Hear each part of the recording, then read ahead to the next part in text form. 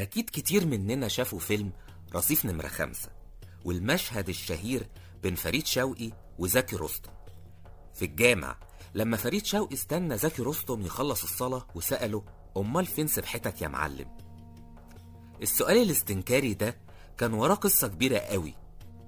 قصة راجل مواظب على الصلاة في المسجد والسبحة في إيده طول الوقت، وفي الآخر طلع تاجر مخدرات وقاتل كمان، وكان بيستخدم كل ده ستار لأعماله الإجرامية. ظاهرة التدين الشكلي ظاهرة موجودة في حياتنا،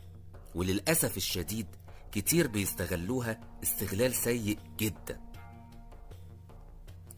في نماذج كتير مرت في حياتنا،